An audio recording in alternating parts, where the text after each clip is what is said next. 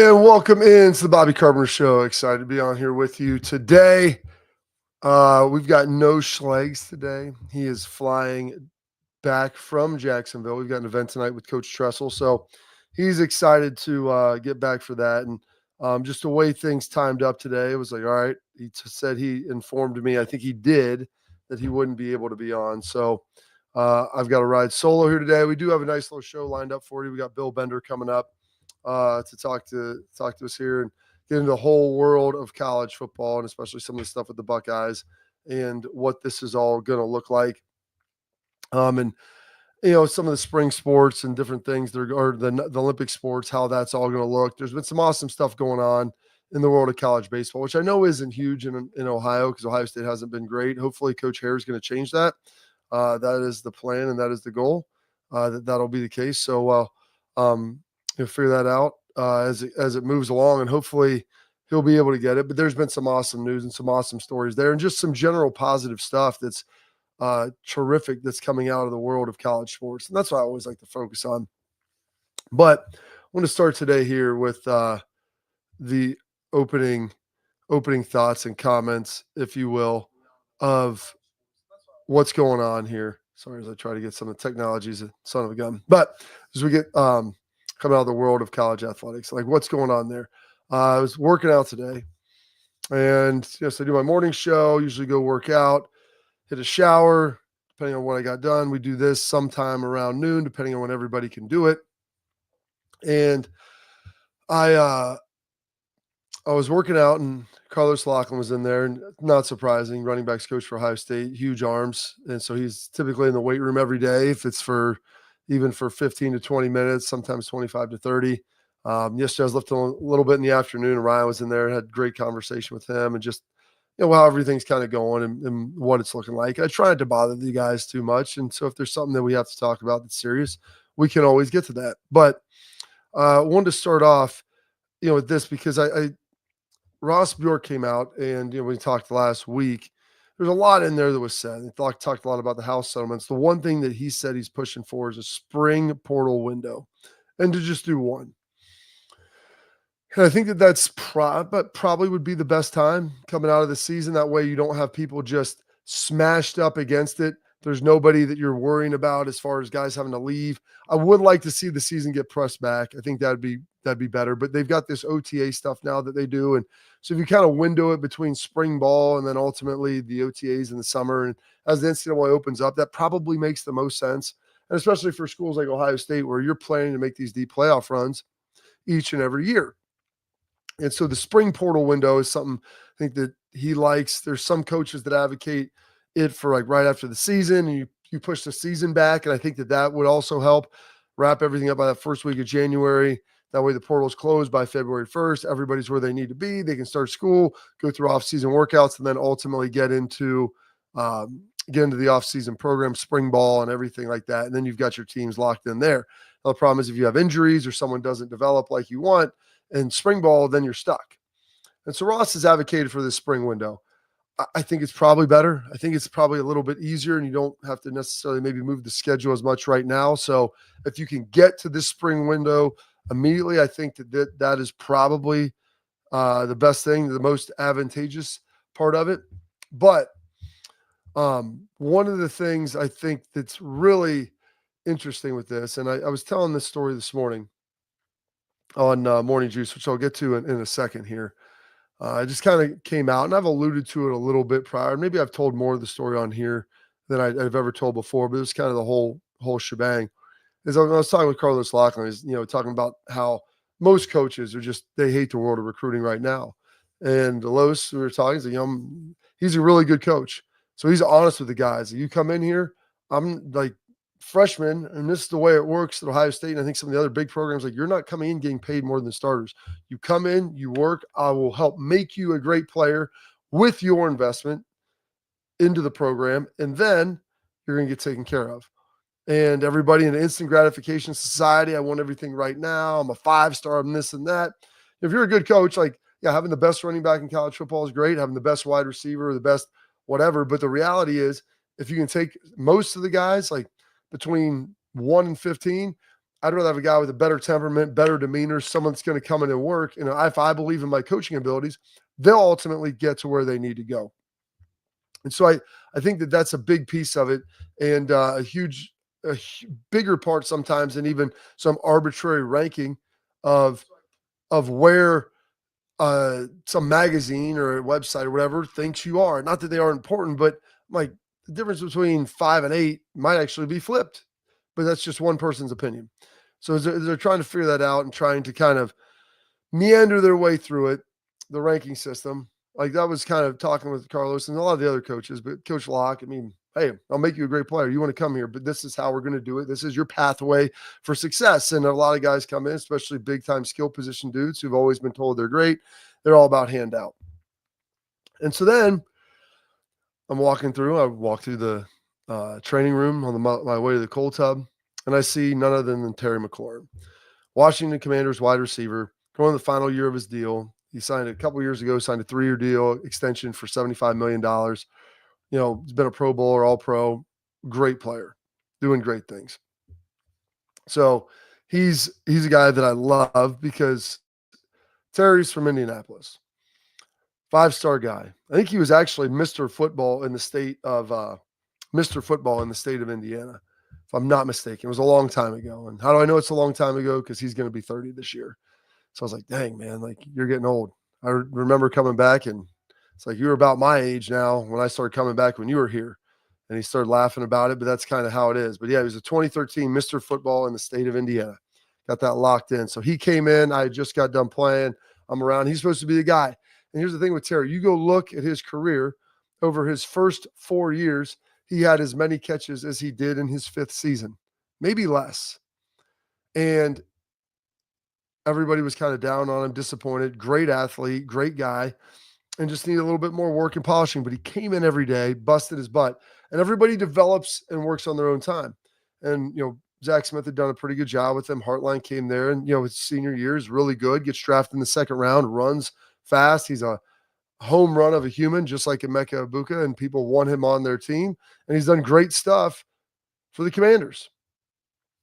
And we start talking. And I go, Terry, you're one of my examples. I got a couple guys, but you're one of them and Cody Simon's the other. And Cody has done this in real time where he could have left and chose to stay, but Terry could have left.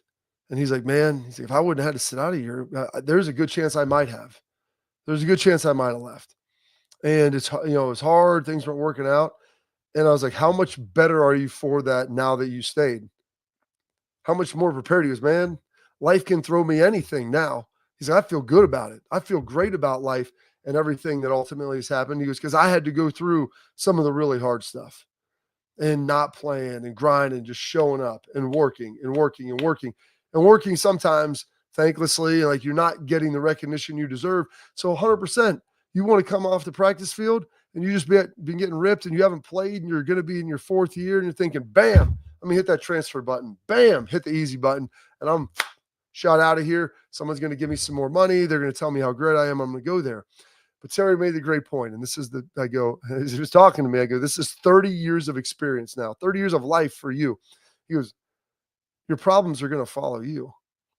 It's like most of those issues you have, they aren't going to stop at the door when you walk out, or they're not stopping to the door of the next place. Those are inherent problems with you. So that's some of the problem with the portal. And while I think it's good for people to be able to transfer, and I said one time after 2 years, no penalty. Because I think there's situations where guys need to have opportunities to play. But Nick Saban has talked about this. A lot of coaches are. When guys just move, you are robbing yourself of the opportunity of growth. And Terry figured that out. Terry understands it. Terry gets it now. But you usually don't get it until you're literally looking, you've come through and you're looking at it from the other side and you're saying, man, this wasn't the path that I chose, but this was a darn good path. This path was better for me. This path helped me more than I would have thought. And everything works out how it's supposed to. And that was a joke I threw out with Ryan. I mean, you never pick to go through all of the heartache and all of the waiting and everything else. But when that happens, it's worth it. And so that's why you got to get to one portal window. You've got to get this thing under control. Cody Simon was able to wait through it because he was in a great room with great guys and he's an elite human being and he loved Ohio State. But I think you're robbing some of these other young men who maybe don't have quite the back life with their parents or family members, their support group, and they haven't been developed as well and have that long-sighted view and not so nearsighted in front of your face. And so I tell those two stories to ultimately get to the third, which the third story involves me. And there was no transfer portal. You had to sit out a year. And I've got a brother 2 years younger than me who played at Cincinnati. And so during my time at Ohio State, I went through a bevy of things. And AJ used to call me bipolar Bob at Ohio State. I was up and down, emotional roller coaster. I'd get kicked out of practice, all kinds of arguments, all kinds of fights, like just different things. I always came in and worked hard and did everything I needed to do. But like I'm playing beside AJ, who is one of my best friends. But it's like, man, they're promoting him maybe more than me. Like I wish that they would push me for more of this stuff. And at the end of the day, I ended up being a third team AP All-American my senior year, and it was great. If AJ, like if I was playing without him, maybe I could have been better. Maybe I would have been worse. Maybe I wouldn't have had him to be able to work with every day to help iron sharpen iron and to be that guy that I wanted to be. And so going into my senior year in the spring, they want to get Schlegels on the field more. When we go to our 2-backer set, it would just be me and AJ. We take Schlegels off the field. We really didn't have a great pass rush. So like, hey, you can kind of do what Mike Vrabel did. You can stand up and rush on the end and be kind of an edge player for us. In hindsight, that was a good move for them at the time. I'm like, man, you're moving me away from what I want to do. I was calling the defense before. I was the guy in our nickel stuff. And that's what I've always done. I've never done this on the ball deal. And so I have to learn a new skill set. And I worked on it and developed it. And honestly, it probably helped me get drafted higher. And it probably helped me diversify myself as a player and a lot of positive things. But I didn't feel like that when I was going through it. And so as I'm going through these things, Tress, because I'm bipolar Bob, also had me meeting, and I'm going to have to ask him tonight at this event, the former coach that he had coached with. It was like kind of like a mentor to me. And he had me read Sacred Hoops by Phil Jackson. And I would do like weekly calls with this coach, and we'd have conversations and take notes. And it was like, Bob, learning to like mellow out and to like focus and to control your emotions and everything else. And at one point there, I don't know when it was, my brother's at Cincinnati. He's going to be a sophomore. Mark D'Antonio, who recruited me, my D coordinator, who I loved, is down there. And a guy named Mark Staten, who was their recruiting coordinator, who was also at Ohio State as a GA when I was there.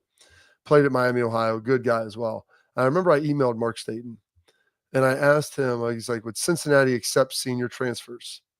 And he's like, well, for the right one, we would accept anyone. I'm like, well, let's just keep that line of communication open and we'll figure this out. And the only reason I asked that is because when I'm watching Rudy, I knew from Rudy, at least if it was maybe true, that Notre Dame didn't accept senior transfers.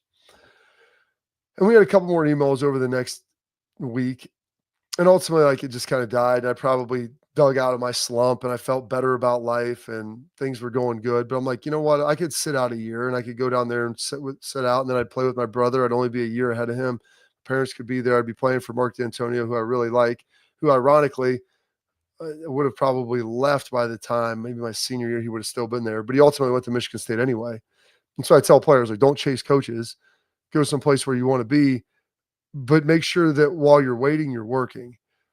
And it just kind of faded out. But if I would have had the ability to get in the transfer portal and leave, like, in some impulsive day where things weren't going well and I had a bad day and got in a fight with, and I don't even think my wife, who was my girlfriend at the time, knew this, but I was just, it seemed like something would be better somewhere else. And so it never happened, thankfully. But you look at the conversation, like Carlos Loughlin, I see Terry McLaurin. I just talked about that this morning. I'm thinking, man, like, spring portal window is probably it. That's probably the way to go. And I don't mind guys transferring, but I don't want people to ruin their chance to learn and grow because of staying there and everything that happened and going through the ups and downs. Like, the NFL was only more of that, and you don't have an option to leave. And so that was difficult that to handle, but it helped prepare me for that moment in my life.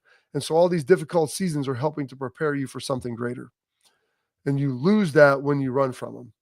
And like Terry said earlier, you're running from your problem, but the problem's probably you.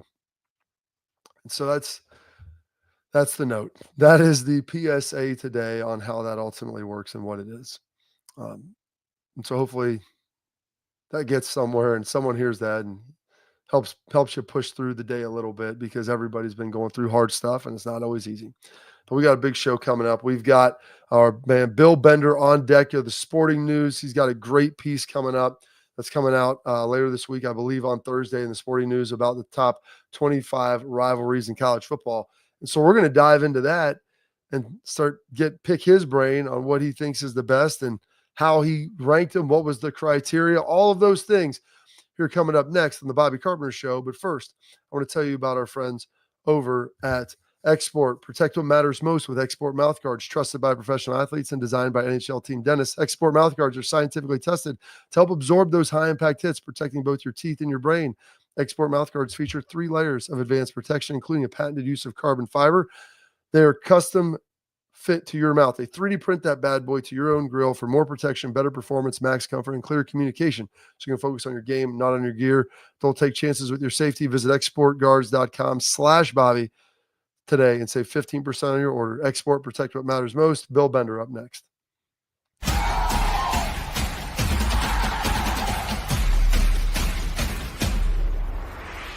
Creative, experience, results.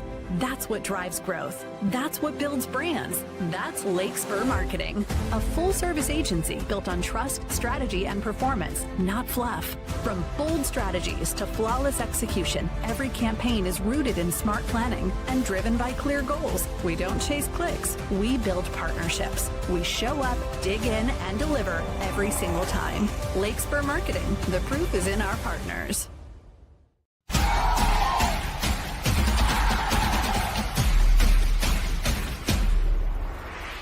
Welcome back in the Bobby Carpenter Show. And now, as we usually are on Tuesdays, we're joined by our man, Mr. Bill Bender, over at the Sporting News. Bill, how did the Father's Day weekend treat you? Was it as good as you had hoped it would be?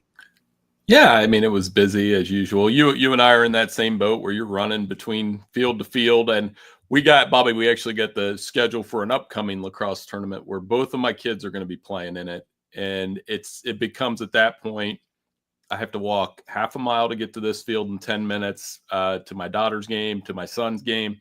And then, as you know, they're going to inevitably change the schedule. But we did. We had a great weekend. It was kind of laid back in the Bender house and able to, just relax a little bit and get ready for the coming week. And that showed up yesterday. We've got some pretty cool stories coming at Sporting News over the next few days. Oh, yeah. I'm sure you've got some great stuff coming up. I'm glad you had a good Father's Day. The lacrosse tournaments, yeah, they're always wild, and they try to pack everything in on Father's Day and all through the rest of the summer. And the schedules, as always, are subject to change. You got some great stuff coming up, Bill. What are some of the things that we've got featured here coming up as we are getting ready to wrap up this month of June, as we only got about a week and a half remaining? Yeah, I had a chance to talk to Peyton Manning yesterday, which was cool. That was cool because, he has that show, The Brands That Build America, on the History Channel, the mega brands that build America. And we talked a little bit about that and talked a little bit about Arch. And it was an awesome conversation. I don't know how many interactions you've had with him or, on and off the field, but very classy, very, laid back guy, honestly. So those 2 stories will be out. And then we ranked the rivalries, which is easy. And everybody does it every year, as you know. But, one of those things where we all know what number 1 is. It's stacking up 2 to 25 and how these rivalries have changed with realignment. That's kind of the interesting thing to me. I got a chance to play against Peyton my rookie year, and Anthony Gonzalez and him are buddies. So they play in the Memorial Pro-Am together and have a good time with it. Did you happen to get his brain, pick his mind on the current state of college football and the differences from 1997 to where we're at 30 years later? Well, it's interesting. And then you were talking about it a little bit in the last segment. I kind of said, well, how would you have fared with the portal and NIL and your recruiting process, which was back in the 90s, and we didn't have all of the social media tools then. I think you probably do too. I remember him being hyped up in high school and the recruiting process, and there was some shock that he went to Tennessee instead of Ole Miss, where Archie played, obviously. But he just said he was really happy he picked the right school because he wanted to go to school there. That's why he picked Tennessee. It wasn't because of NIL money or opportunity. He obviously clicked with the coaching staff and those kind of things.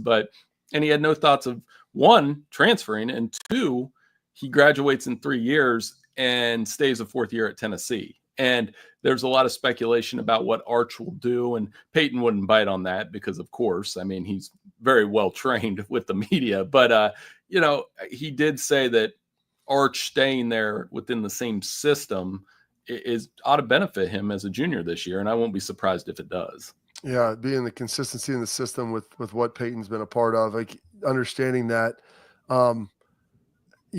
people talk about that development and staying for all those years and then playing, obviously, Colts for a long time, Denver after that briefly, and then winning another Super Bowl.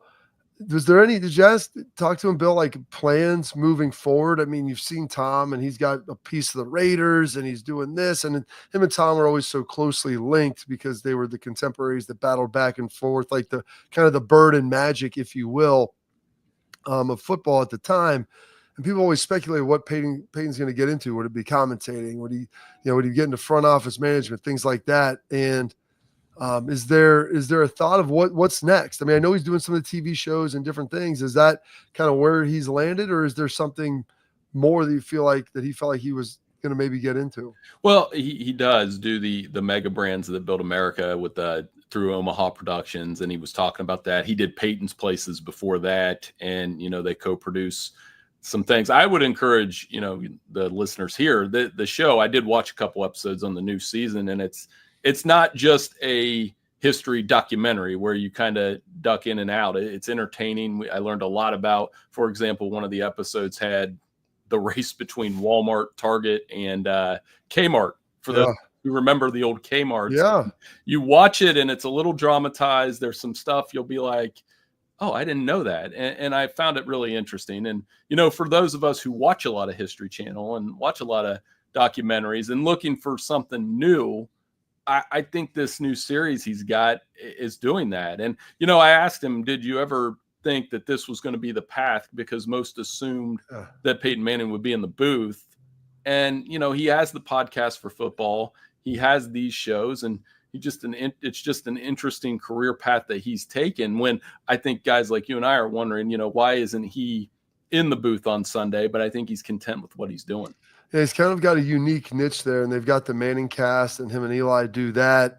It was a totally revolutionary way to kind of broadcast the game. And it's kind of a TV show wrapped around with the game in the middle, depending on how the game looks and who they've got in there. Is it? Did he talk a little about that, of the inception of that, how that all got started, Bill, with everything? Because it's kind of a unique pitch that I don't think anybody was ever doing. Well, and it's a way for him, the way he said it was a way for him to stay in the game, and have a passion for the game. And obviously on Monday nights, that's a popular show with the guest and with their reactions to the on the field play. I mean, he's generally considered, the smartest quarterback, if not of all time, right? If not on the short list, he's the one. And I think some of those stories are interesting. But, he also, I said, I remember I did remark, I said, there were a lot of Tennessee fans up here for that Ohio State game back in December. And he said he wasn't surprised. He was maybe a little surprised with the result, with how bad Ohio State beat them. But he knows the passion of that fan base. And Tennessee and Texas do not play this year, so he won't have to root against Arch Manning. That's probably a good thing, or root against his alma mater. So good for him. It's interesting because he blazed his own trail and went to Tennessee. His brother follows in his dad's footsteps and ultimately goes to Ole Miss. You have Arch, who goes to Texas. Was there any legacy talk about how that works, and just his choice, his decision to go somewhere else? And then I think a lot of people thought Arch would either go to Ole Miss or maybe Tennessee, and then breaks away and goes to Texas. Well, I think, I mean, you probably went through some of that with your family and your brothers and all of the college athletes that you've had in your family. But I think the interesting thing in dealing with the Manning family, whether it was Peyton or I've talked to Archie through the Manning Award over the years, and two things stand out. One, they're all polite. They're super polite. They're very into the passion that they have for New Orleans, for that city, for where they played in high school, for where Archie played, obviously. And I think the patience stands out. Whether it was Peyton played 4 years at Tennessee and probably would have been the number one pick in the 1997 NFL draft. Eli played 5 at Ole Miss. I mean, that looked back at that and I forgot about that. He even redshirted, played behind a guy named Romero Miller for a few years. And now Arch, remember him? I don't know if people remember I think, Miller. Listen, Bill, unless you're probably an Ole Miss fan or maybe like live in Starkville, like across the way, I don't know if many people that even cover college football and been around like we have do it. Romero Miller would not be a name I don't think anybody would be pulling out of who Eli replaced as the starter at Ole Miss. Well, yeah, his ears are probably burning somewhere. And then Arch, obviously sits behind Quinn Ewers, and we're in a social media age where, the appetite for watching another Manning is very high, and we get to see him this year. And I thought, Peyton put it this way. One other thing that made me laugh in the conversation was he said he didn't get a flip phone or didn't go away from the flip phone until 2012 when he was a free agent because teams were sending him, information. And he said, if I wasn't a free agent, I may still have a flip phone today. So that tells you he has those old school sensibilities. And like I said, it was a fun conversation. We'll have both stories out at Sporting News this week. And, when you do my profession, Bobby, when you get an interview like that, sometimes you're like, yeah, this beats some other job. When you get to talk to former athletes and even, being on this podcast, and I'm not just kissing up. I mean, when you're dealing with other college pro athletes that you watched over the years, like I said, it beats doing something else. I can tell it beats working for a living, Bill. Right. I mean, that is for certain. With everything. And I'll be honest, I did not get rid of my flip phone until 2015. It broke in the airport. It was hanging on. Like when I'd flip it open, I had to be really gentle with it. And I dropped it in O'Hare Airport coming back from the national championship game. And that was kind of the coup de grace. And at that point, like you really couldn't even buy flip phones anymore. So I had to break down. I think I got to let you know how long ago it was, I think it was like an Apple 7 that I got. That was the first generation of iPhone that I actually purchased then. We're going to take a quick break. When I come back, I want to dive into some of those rivalries, Bill, because it's interesting. Obviously there's schools that have multiple rivals, the history behind them. There's neutral site. There's all kinds of different elements that you could factor in. I want to figure out how Bill ranked those and what he leaned into for his criteria here coming up next on the Bobby Carpenter Show.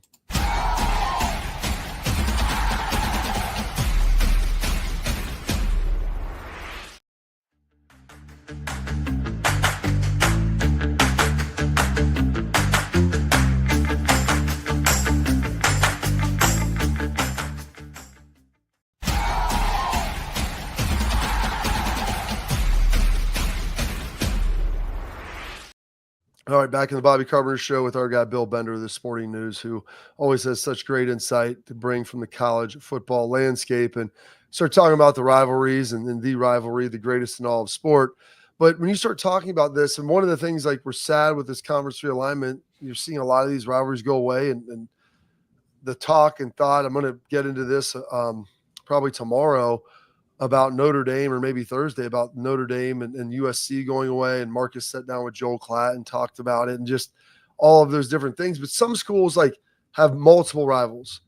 And it's interesting because the Ohio State, Penn State, like I viewed that as a big rivalry. They played each other every year since they entered the Big Ten. They used to have 2 locked in games you would always play. And that for Ohio State was Penn State and Michigan. And then they were in the East side of the division, and they're the leaders, and then now they're in the East side or whatever. But they've always played. And so when you look at that and you see one rivalry that its school has, it's obviously really big. Like, how do you quantify potentially a secondary rival when you start looking at the length, the duration, and maybe even the greater intensity of games over the last 25 years? Yeah, you could argue Ohio. Well, I don't even have Ohio State, Penn State on the list, and that's a reflection of it's not a protected rivalry. Yeah. It should be on the list. There's no doubt and they're not going to play it every year anymore. Yeah. So realignment really impacts the list. And this list that we did isn't just historical in nature, because you would just stack them up the same way that we always do. You would go Michigan, Ohio State, Iron Bowl, Army, Navy, and it's close to that, the top 5 that we have. But take Oregon State, for example. That goes away. Oklahoma State used to always be on the top 10 in these lists over the years. It's gone. You mentioned Notre Dame, USC. What do we do with that? What do we do with LSU and Alabama when I did not know this. One of the metrics we used, Bobby, was how many ranked matchups have they played in the last 10 years? So Ohio State, Michigan, for example, in the last 10 years, both teams were ranked 7 times. That tells you that's pretty good. And LSU, Alabama was the only one with more. 8 of those games, both teams ranked. But is that rivalry going to dwindle in importance if, 1, they don't play every year, and 2, Nick Saban's gone now? So does it not feel quite the same? I think the difference with Ohio State, Michigan is I thought it might feel a little bit different last year with Sharon and Ryan Day, or Ryan Day than Harbaugh. You know what I mean? And Meyer. Yeah. It feels the same no matter who's out there on the sideline. I said it only feels different if you think you've won too much. As soon as you're on the losing end of that, and for Ryan, it's you win a national championship, but people are ready to fire you after that game, and so there's an anger about it. And so that, to me, it may not have, Bill, the same level of importance as far as the record wise and rankings wise, but to me, the rivalries are about emotion. And how does each fan base feel afterwards? Like, you look at a Bama, Tennessee, which I think is one that might be going away if I'm not mistaken. And that's one that's gone back and forth. And I know that Bama had kind of been running that for a long time, and then Tennessee was able to snag one back. And you would have thought that they won the Super Bowl. Yeah, and it's funny you mentioned that, because it's a top 10 rivalry to me right now. Right now, not historically. Like, you could say, hey, maybe Florida, Georgia's better than that. But the last 3 years, and I would go, if I had to pick one SEC game in the last 3 years that had my attention more than anything else, and I know how big Georgia, Alabama was last year, don't get me wrong, but I go back to that game 3 years ago when Tennessee beat Alabama at Neyland Stadium, broke the losing streak. You had all the guys running around on the field with the cigars. That it was 52-49. And now all of a sudden Tennessee's won 2 out of 3. So that rivalry can pick up really quickly. I think one of the difference with the SEC rivalries is they vary in intensity. They're all big, don't get me wrong, but in the 90s it was Tennessee, Florida. And then it was LSU, Alabama, then Tennessee, Alabama. Then who's to say Florida and Georgia? They played 3 straight top 5 games in the last 10 years. So, or top 10. But point being, those rivalries fluctuate. You know what the other one was that shocked me? And I think I'm right. We have Miami, Florida State 17. Do you remember when that was like guaranteed top 5, top 3 game every year? And they've only played 1 ranked matchup in the last 10 years. Oh, the Bobby Bowden, the wide right. I mean, like, all the kicks throughout the years. I mean, that's just a function, I think, of Florida State was down and they were back. Miami was down. They seemed to be coming back. But that was, Bill, that was must-see TV for us growing up. Like, in the state of Ohio, whether or not you care, like, you were watching that game. It always seemed to be pretty early in the year. It looked super hot when they were playing down there. It looked miserable. But yeah, iconic, and all the great players that played in that back and forth. And then Bowden being like a staple of that thing for so long as Miami kind of churned through some coaches. Where do you put a rivalry like this when you have Texas and A&M that was so big for so long, disappears for 10 years, and now poof, comes back again? Well, I'll give you a little spoiler. We put that also in the top 10. Okay. Because of the heat. And they really do hate each other. They spent a decade not playing each other, arguing online that, who was better. Like, could you imagine if Michigan and Ohio State, first of all, you can't, that if they didn't play for a decade and they're going back and forth on social media about who's better and how exhausting that must be. And then they finally start playing again. And that game had a lot of, like you said, emotion, and I call it heat. they were ready to play each other last year, and they play in Austin this year. The other one that's very similar to that is now in the Big 12 and another part of realignment, BYU Utah. If you ever watch that game, they go at it. There's a religious element to it. There's last year BYU wins the game on a controversial call, and the Utah athletic director's calling out the officials 5 minutes later. I mean, the emotion around that game is as high as any of the elite rivalries. I just think what it's missing is, again, you need to have both. To me, one of the elements is, are both teams ranked? Is the game huge? Does it mean something outside of just bragging rights? And I think in the Big 12, imagine if those two teams play for a Big 12 championship. I can't imagine. It'd be beautiful. It'd be something that'd be very special. Last, I'm going to leave you with this, Bill. Like, how do you quantify rivalries that maybe aren't played regularly? Like, you get the Catholics versus convicts, and when you have that come back and something that hasn't been around for a while, and they don't play every year, and it's kind of intermittent, but there's a lot of heat around it when it is played. Yeah, I think Notre Dame's going to bump into this if they lose USC, which you've mentioned. I think in my lifetime, and I will argue this with Notre Dame fans till I'm blue in the face, I think I know USC has been the constant, but their biggest rival has changed over the years. It was Miami in the 80s. There was a run where it was Michigan and Michigan State. Even Michigan State, probably not the biggest rival, but they had heated games with them. And I think in the last 10 years, it's probably been Clemson. You know, some of these Clemson Notre Dame games have been huge. They've played in ACC championships and playoffs and in a hurricane and, an upset in South Bend. They've had a lot of moments like that. And Notre Dame's also, obviously, in the last 3 years, had some pretty big games with Ohio State. I've always contended that rivalry would be huge if they played it more often. And they're going to bump into that. If they lose USC, I think that agreement that they have with Clemson is not a de facto replacement, but it kind of feels that way a little bit, that they can go against Clemson every year. And I think that's a good series that could develop into one of those new age rivalries. Yeah, you're right, because there's a lot of intensity and passion around it. Just part of it for me, Bill, you said balancing the new age heat with the history and pageantry. And when they can flash up black and white videos and you've got Heisman Trophy winners and guys playing against each other, and even the Ohio State game, I mean, they played in the 30s, then they played in the 90s, then we played them in 06, and then they played another bowl game, then they had the 2-game set, then you're playing national championships. Like, over the last, 15 to 20 years, like, there's been a lot more games than there were way before that. And so that also helps pick it up as well. So those are just, it's always interesting, because that's why we love college football, because of those the passion, the excitement, and the fact that people talk trash on message boards and all this on social media and everything out there, because everyone wants to let them know who is best and why their team is best, even if they haven't met on the field for a while. Bill, we appreciate the time, sir. Thank you for spending some of your Tuesday with us, and we look forward to catching up again next week. Hey, anytime, Bobby. Thanks for having me on. Have a great week. Appreciate you guys. There he is, the great Bill Bender. I want to tell you about our friends over at Backer, though. That's bckr.com. It is premium gear for premium fans. The hats, the coats, the rain gear. It's all there. It's got all the features you want, like that high-end golf, fishing, hunting, skiing stuff. All those things. I pulled out the rain jacket this weekend, and it was phenomenal. It kept me dry, had all the stuff, got the little tag for my keys on the inside of the pocket, nice pockets, all the things that you want, great quality.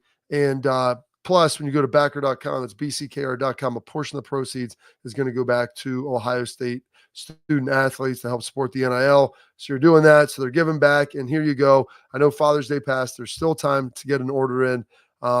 For dad all year round. Get it for the start of the season. Get it for the games this year. It'll be great. And use promo code all caps Bobby at checkout, BOBBY, and you'll get free expedited shipping. That is backer.com, bckr.com. All right, we got our headlines coming up next.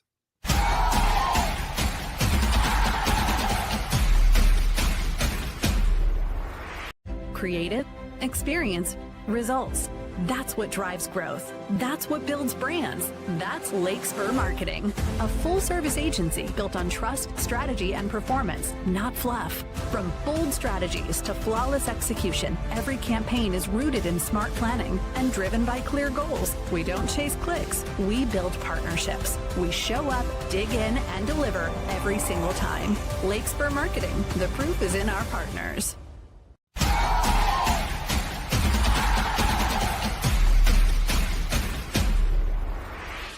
All right, welcome back into the show. And if you're watching, please like, subscribe, leave your questions, comments, all for us in the chat. And we appreciate you supporting the show. It's truly an honor to get a chance to do this. Before we get going, our headlines, they are brought to you by our friends over at Lake Spur Marketing, full service ad agency built on trust, on strategy, on performance, the stuff that you love.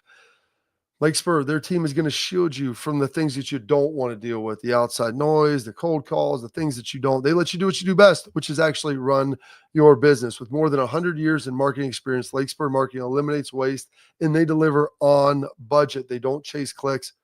They build partnerships. Lake Spur Marketing. The proof is in the partners. All right, we've talked a little bit about this, and we're going to pop this up here now, Pat. The Texas Tech and the amount of NIL, and I'm trying to figure out how they're going to square this. And Texas Tech, it's believed, has spent $55 million on their NIL. And part of that is driven by, I don't know, I was looking through it. I can't think of the guy's name. He sold a big oil and gas company for about $5 billion. The guy played for Mike Leach. And so right now I'm trying to figure out how they're going to square all this up. And we can toss that up, Pat. It would be terrific. Because now the cap is $20 million in the revenue share, $20.5 million in the revenue share that's coming up. They reportedly are going to have 55 out there. Now, this is the problem for Texas Tech, is you're not in Austin. You're in Lubbock.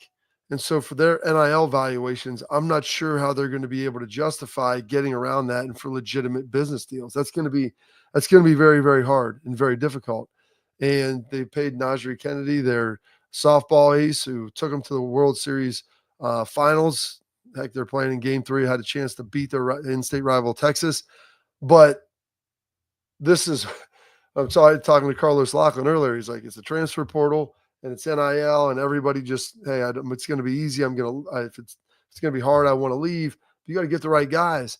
But I'm not sure how some of these schools are going to figure this out and be able to manage this. And this was the problem, is people were planning for the house settlement, but on the other side, preparing as if maybe it wasn't going to happen as well, because if it didn't, and it didn't get resolved before the season in July 1, you had to make sure that you could fund your team and be ready to go. And so this is kind of the new era ultimately that we're living in here. And this first season, there's going to be a number of teams where they're trying to figure this thing out. And it's not going to be the easiest thing in the world. And I don't know how they've made promises and contracts, if those things directly are in opposition with the house settlement and some of the different rules. How is that all going to work? I do not know. And they're going to have to figure that out. And so to dig into that, figure out some of that information of how some of the prior contracts will fit into this house settlement. Will they be grandfathered in, or what that will ultimately look like?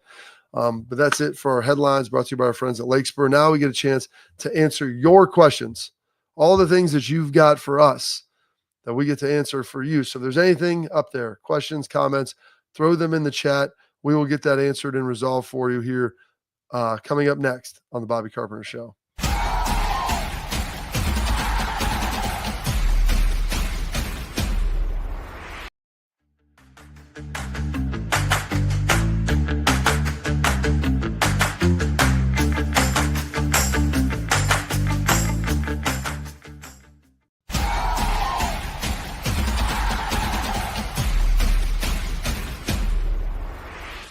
All right, welcome into the Bobby Carpenter Show here and our Tailgate Talk, which is our favorite segment where you guys leave questions, comments, whether it's in the chat, in the comments box after, all of those different things. Love to be able to answer those questions and bring a little bit of understanding to what is going on within the world of college football. And if we say something wrong, call us on it. If we speak, there's a lack of clarity, if you will, if it's a little vague, we can tighten it up for you.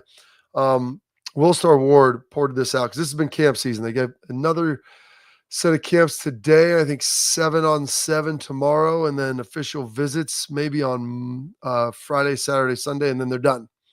Coaches will be off, be able to go rest, relax, enjoy some time before they ultimately start the season up. So enjoy the 4th of July, go vacation with your family, and get the heck out of the Woody Hayes on a fairly, as opposed to being there every single day. But this comes from Will Star Ward and said, "Hey, Bobby or Schlegs, how do high school football players attend camps at OSU? Is this an invite only type of deal? Or maybe the high school coach has to recommend you, or is it open to any high school player that has the money to attend?" So it's changed a little bit over the years. They used to try to do some of these senior camps that are like invite only, and then they have like longer camps that everybody would go to. And you're technically not allowed to have invite only camps. They just weren't very well publicized, and you got a hard time figuring out where to go to pay and to get in there. And so that's kind of how they worked around it. Now they have multiple camps throughout the couple weeks, and there's not the long like 3.5, 4 day ones anymore. They're usually maybe 1 or 2 days, and they have senior ones, and maybe have some junior only ones. But I think anybody can go, and they'll have guys obviously that they want. And they try to get in there that they're going to work out, but anybody can go and attend those camps for the most part. And so you just have to be able to find them. And I'm sure if you go to the website, look it up. I mean, there's kids walking in today that I would not define them as college level football players, and they go there and they have a great time. You're getting coached up by James Laurinaitis and Brian Hartline and Tim Walton, and Carlos Lachlan, everybody out there. And so you get to have a little taste of what it's like to be around it, practice on the Woody. They're outside, it rains, they come inside. It's suboptimal because you go from having like 3 fields you're playing on to 1. So there's some issues with that, but it's a lot of fun. And so I would recommend, it's fun for kids to go. And especially if you're a big Buckeye dreaming of going there, then that's going to be something that's going to be terrific for you. Bob, thoughts on the Phil Steele ranking position groups kind of low? Well, I haven't had a chance to look at it yet. That is my goal, is to go pick it up. Usually Phil sends one out, and it may be in the mail here soon to us. Jacob Hester and I encourage any of you that are looking at it, go to the All Meathead team.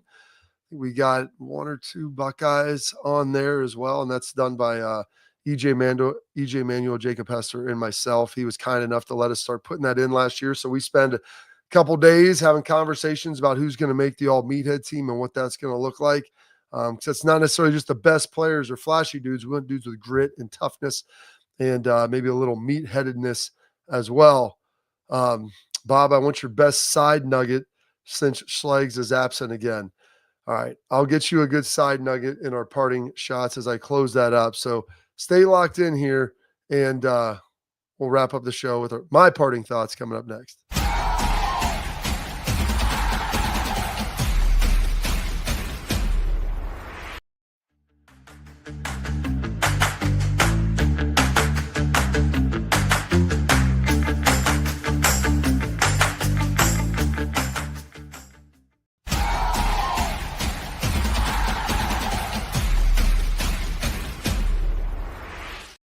All right, now we get our parting thoughts, as we always have here, the side nuggets from Schlegs. So my side nugget is going to be a continuation of kind of where I was at earlier today with the recruiting, my story. And if you missed it, I'd go back and watch the first segment there, talking to Terry McLaurin, Carlos Lachlan, and then, my story at Ohio State. And I'm glad that I stayed at Ohio State. I can't imagine leaving at this point in time in my life. But what I tell my kids, what I try to tell young players, young people today, and anybody that will really listen, like, it's okay to do hard things.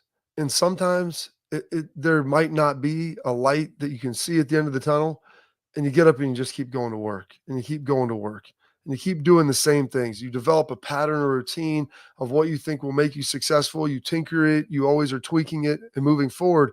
But the consistency element of it in life, anybody that I know that's been really successful, very rarely is it the talent that differentiates them. Generally, it's their rugged stick-to-itiveness, their commitment, their grit, all of those things. And so we live in a transfer portal world where we're just chasing squirrels and green grass and opportunity. Sometimes the best opportunity is to grow where you've been planted. but it may not seem like that because the dirt on the the top is a little rough and it may feel like a drought, but you keep working, you keep growing, and one day the rain comes and you hit the good soil, and all of a sudden you begin to flourish and blossom. But it doesn't feel like that on a daily basis. And they're reading a book right now at Ohio State. We'll maybe get into this later in the week, called Chop Wood and Carry Water, or Carry Water and Chop Wood. And it talks about the success trajectory and how people perceive it to look and how it actually happens. And it's not some linear line where like you're getting better every day, man. You feel like you're losing probably more than you're winning, and you're plateaued and you have nowhere to go. Keep chopping wood, keep moving forward. And I'll leave you with the Rocky line. Life will beat you to your knees. You can lay there if you let it, but it's not how hard you can hit. It's how hard you can get hit and keep moving forward. That's how winning is done. See you tomorrow on the Bobby Carpenter Show.